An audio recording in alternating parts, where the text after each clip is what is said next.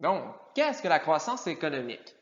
La croissance économique, là, c'est simplement que ça signifie qu'il va y avoir une augmentation de la production intérieure à l'intérieur d'une période à une autre. Donc, concrètement, c'est que, par exemple, l'État du Québec ou enfin, la province du Québec va, d'une année, d'un mois à l'autre, produire plus de biens et services que le mois précédent. Donc, c'est qu'une augmentation de la richesse. Ici, je vous ai mis en fait deux graphiques et vous voyez que donc sont divisés par année. On va donc de 2018, 2019 à 2020 pour le premier. Là. Donc, vous voyez que de 2018 à 2019, il y a une augmentation de la quantité de biens et services produits, le tout évalué en dollars, et vous voyez une chute dramatique en 2020. Et cette chute est causée, bien évidemment, vous voyez, à partir du mois d'avril, avril, mai, c'est évidemment causé par la pandémie mondiale que nous avons présentement. Donc, vous voyez que c'est une chute qui est très, très, très, très, très importante que nous avons rattrapée depuis, ou presque, du moins, nous avons rattrapé une bonne partie de ce que nous avions perdu. Donc, c'est ce que ça mesure. On va parler de croissance lorsque le niveau de production augmente et de décroissance économique quand ce même niveau de production-là diminue. Le graphique que je vous ai mis juste à côté de celui dont je parle, donc la croissance cumulative du PIB, c'est qu'on a regardé, par exemple, par rapport à une année de référence, quelle était l'évolution du produit intérieur brut. Et ce que vous voyez, c'est qu'en 2018, dans le fond, la croissance était de 2,7 de même qu'en 2019. Et qu'on regarde à partir de 2020, ce qu'on peut observer, c'est que, vous voyez là, le point de référence par rapport à mai, c'est qu'il y a une chute, pas par rapport à mai, mais c'est qu'il y a une chute très importante du PIB, donc ce qu'on appelle un taux de croissance négatif, donc de la décroissance. Donc, parlons-en en fait de comment calculer ce fameux taux de croissance. Je vous rappelle que la croissance économique, ça signifie qu'il y a une augmentation du PIB réel au cours d'une période donnée. Donc, le taux de croissance, lui, ce qu'il va mesurer, donc c'est une formule mathématique, ça va mesurer la variation en pourcentage du PIB d'une période à l'autre. Quand on parle d'une période, ça peut être sur l'espace d'un mois, de 3 mois, donc un trimestre, 3 mois, de 6 mois aussi, mais ça peut être également sur l'espace d'années, voire de plusieurs années. Donc, c'est pour ça que ça va être important, en fait, de toujours avoir à l'esprit que le taux de croissance se mesure dans le temps. Donc, voici la formule du taux de croissance. Ici, vous voyez, on va parler, en fait, on va toujours utiliser le PIB réel. Là, elle n'est pas marquée dans la formule, mais il faut toujours utiliser le PIB réel. Moi, je vais à votre place, je mettrai une petite note. Donc, c'est simplement le PIB au temps T, donc par exemple en 2020, moins celui de l'année précédente, divisé par celui de l'année précédente, multiplié par 100. On va prendre quelques instants dans la prochaine diapositive pour le calculer. Donc ici, voici qu'est-ce que je vais utiliser comme information pour vous présenter l'exemple d'un calcul. Donc, je vous rappelle que la formule de croissance, c'est celle-ci. Donc, c'est le PIB au temps T moins celle de l'année précédente, divisé par l'année précédente, multiplié par 100. Puis, pour le calcul, on va servir, ça c'est de l'information, c'est de la véritable information.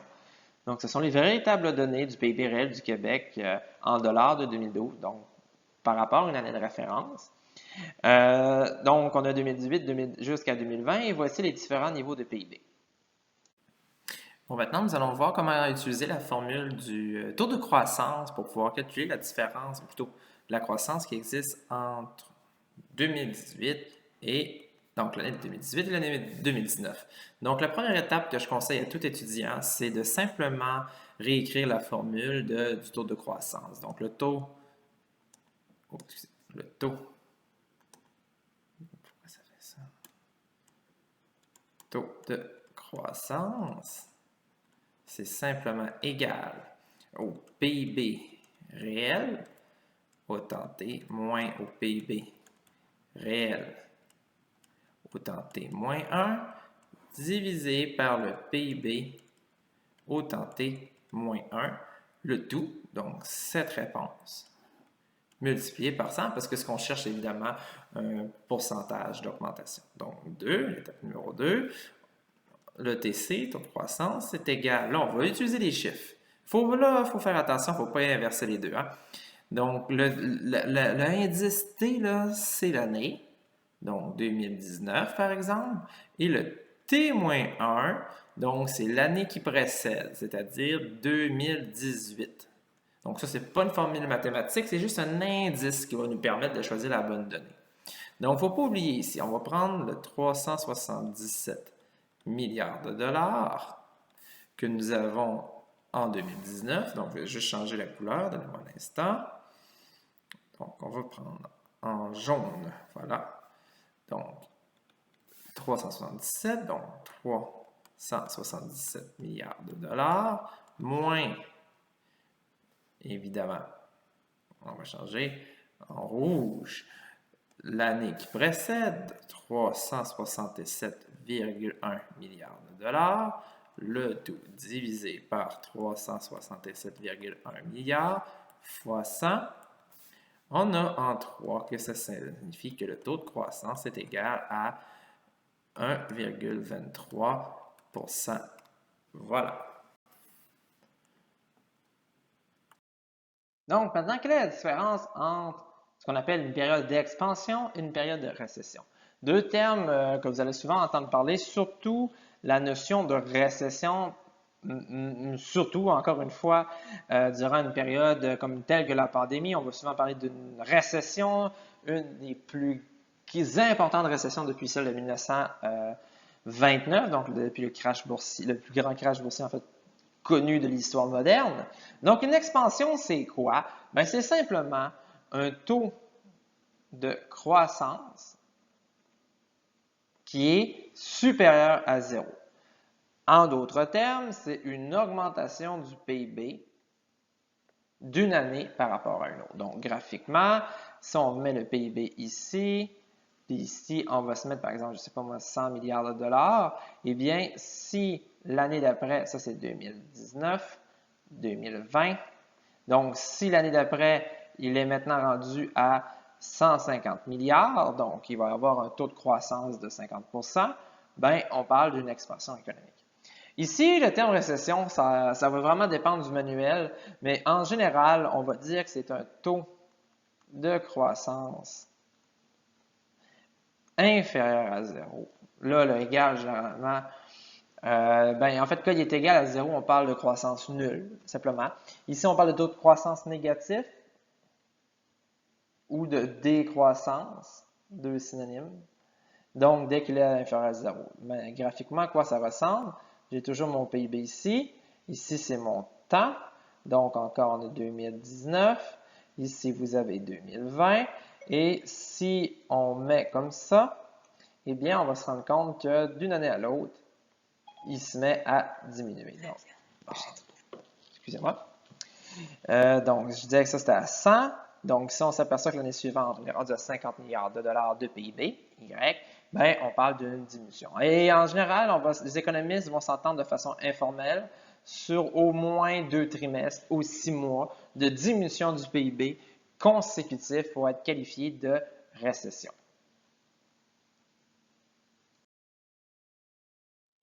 Donc, voici comment procéder.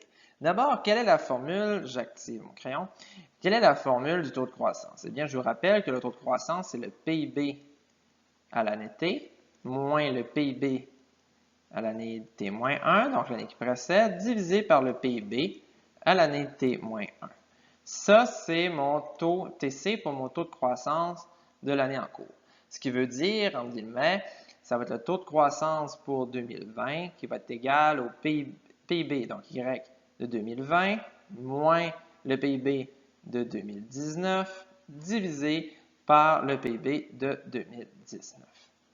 Donc, quel est le taux de croissance économique? Eh bien, selon la formule que je viens juste de vous écrire, le taux de croissance pour 2020, puis ça, c'est les données réelles du PIB du Québec en dollars de 2012, eh bien, ça va de 349,1 milliards de dollars moins le 377 milliards de dollars de 2019 divisé, ça c'est un G, là, mon crayon n'est pas assez précis, j'en m'en excuse, 377,0 milliards de dollars. Le tout va nous donner le chiffre très exact de moins, là c'est important, moins 0,074. Ça signifie en pourcentage. Donc, si on fait x 100, on va obtenir un pourcentage, c'est-à-dire une perte de 7,4 du PIB. Donc, étant donné que c'est sur une période de plus de 6 mois, on constate une dégradation de l'état général de l'économie, ce qui va signifier qu'il y a possibilité qu'on soit en récession. Donc, voilà comment procéder pour calculer le taux de croissance et aussi comment qualifier la période.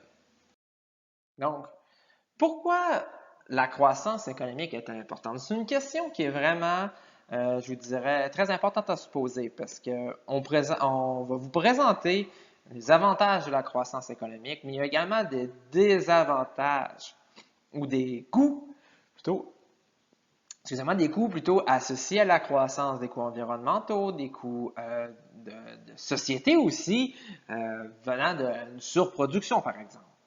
Donc, pourquoi c'est important de parler de croissance? Eh bien, c'est qu'il faut partir du départ.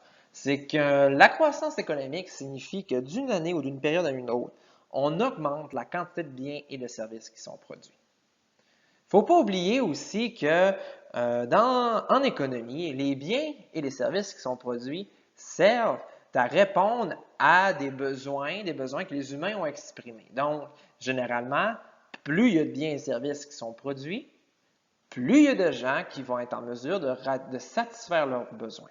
En gros, la croissance économique va transformer la vie des populations en entier.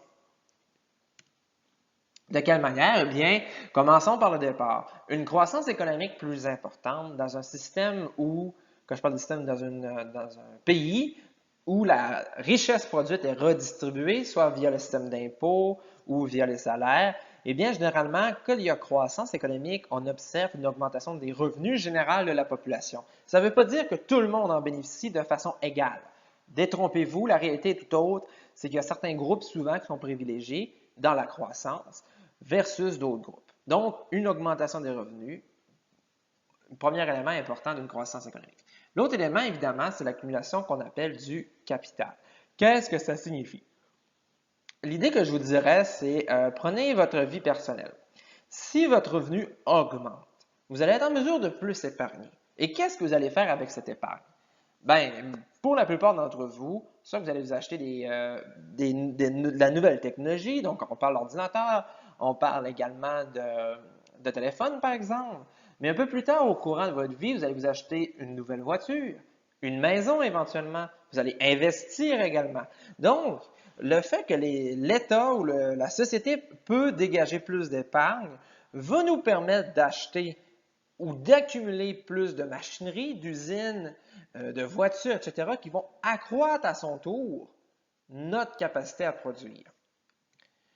De même, évidemment, c'est ce que je parlais en introduction, plus de biens et plus de services signifie qu'on est en mesure de répondre à plus de besoins.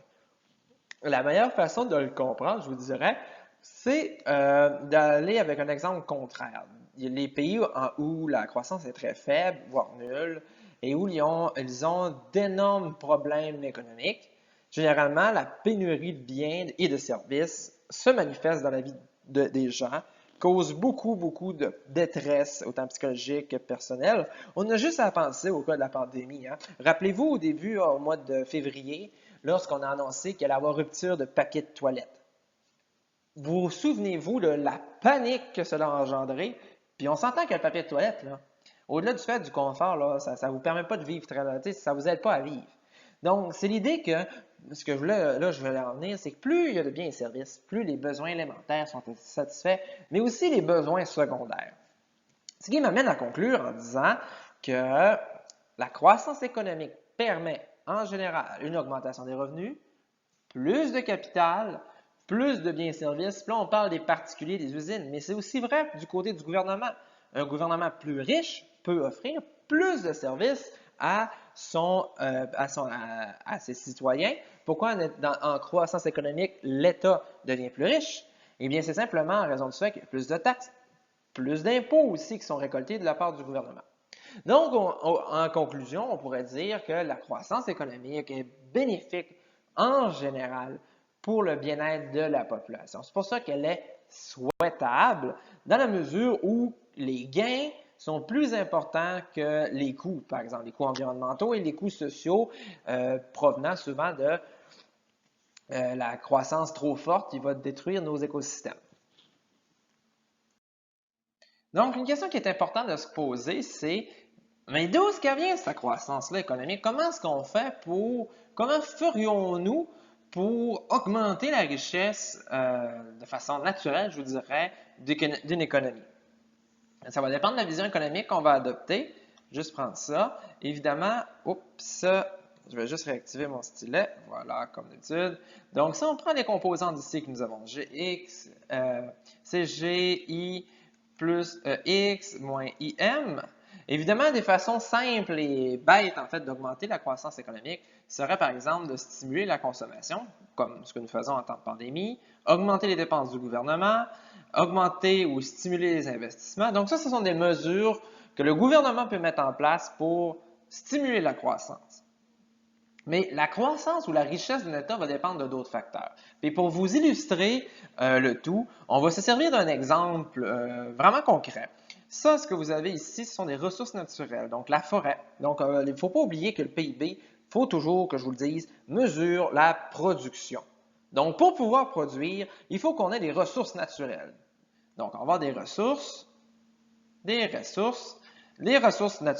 que nous allons couper, transformer, transporter vers des usines, donc vers du capital, qui, lui, donc là, on a un capital ici, évidemment, ça c'est un capital, l'usine. On va voir également des ressources humaines qui sont représentées ici par le conducteur, les personnes, les opérateurs des machineries, ça pour couper les arbres. Donc, eux, ils vont extraire la matière, ils vont transformer la matière qui, je vous rappelle, pour répondre à certains besoins, ce qui va nous mener à ce qu'on appelle le PIB. Ici, ce n'est pas des signes chinois, là. Ça, c'est une table, ça, c'est une table aussi. Donc, c'est ce qu'on veut mesurer, c'est-à-dire la quantité de tables produites, la quantité de chaises produites également. Donc, ayez toujours cette idée-là en tête, que la croissance économique, ou plutôt l'augmentation du PIB, c'est dans le fond une augmentation de nos capacités à produire. Puis comment ça va se manifester? Bien, il y a plusieurs facteurs. Moi, je les en présente quelques-uns. Donc, on pourrait, par exemple, trouver de nouvelles forêts. Donc, plus de forêts signifierait qu'on en transporte plus, qu'on en transforme plus et au final, qu'on aurait plus de tables. C'est la même chose aussi si les entrepreneurs du Québec décidaient d'investir massivement dans le secteur du bois d'œuvre et d'augmenter le nombre d'usines. Plus d'usines, évidemment, signifierait qu'il y aurait plus de bois transformé et à la fin de l'année, il y aurait plus de tables de produites. Donc, si on résume un peu les différents facteurs, quand je parle de facteurs, là, c'est ce qui va permettre de faire de la croissance économique.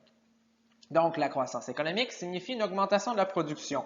Façon alternative de le voir, si je reprends le cours portant sur la CPP, c'est que quand on parle de croissance économique, c'est qu'on a une certaine possibilité de production, CPP 1, et nous, ce qu'on va chercher en tant qu'économiste, c'est à augmenter nos possibilités de production, donc on a augmenté la quantité de biens et services pouvant être produits. Donc, tout ce qui augmente la production d'une usine, par exemple, avec ce que je vous donnais comme illustration tout à l'heure, est une source de croissance. Évidemment, la première source de croissance qu'on pourrait avoir, c'est l'augmentation des ressources au sens large. Quand je parle de ressources au sens large, on va avoir, j'y viens, les ressources qu'on appelle, ça c'est le capital. Je vous rappelle que le capital, ce sont les outils et les usines. Donc, plus d'outils et plus d'usines signifie que plus de transformation. Il en est de même pour les ressources dites naturelles. Et aussi, il ne faut pas les oublier les autres, les ressources humaines, donc plus de travailleurs, signifie beaucoup plus de production et donc une croissance économique. Je vous pose la question suivante. Quelle est la conséquence d'une diminution du nombre de travailleurs causée par un vieillissement de la population? Bien, au lieu de parler d'une augmentation des ressources, il va y avoir une diminution qui, sur la courbe des possibilités de production, je vous rappelle, va rentrer à l'intérieur, qui signifie une baisse de nos capacités à produire. Malheureusement, au Québec, c'est notre situation. Même en temps de pandémie, avant la pandémie plutôt, les ressources humaines se faisaient de plus en plus rares. les ressources naturelles également. Donc, c'est pour ça que les États vont se tourner vers un deuxième facteur. Donc, ça, c'est facteur 1. Et ici, c'est facteur 2. Il n'y a pas d'importance en un ou l'autre, souvent c'est les deux. Et le facteur 2, c'est l'augmentation ou l'innovation technologique qui va se manifester de deux façons. D'abord par l'éducation, comme ici, et évidemment l'innovation technologique. Ici, on va parler de capital humain. Donc, c'est l'accumulation du savoir-faire de nos travailleurs qui va permettre d'être plus efficace, de mieux transformer la matière, donc d'augmenter nos possibilités de production. Et la capacité technologique, eh bien, c'est une scie avec un certain type de dents réussi à couper 2 arbres et qu'une nouvelle scie plus performante, par exemple en acier inoxydable, bref, peu importe, je ne sais pas, permet d'en couper 4. Bien, l'innovation technologique permet d'accroître nos possibilités de production. Et donc, quand on parle d'augmenter nos possibilités de production, on parle effectivement de croissance économique.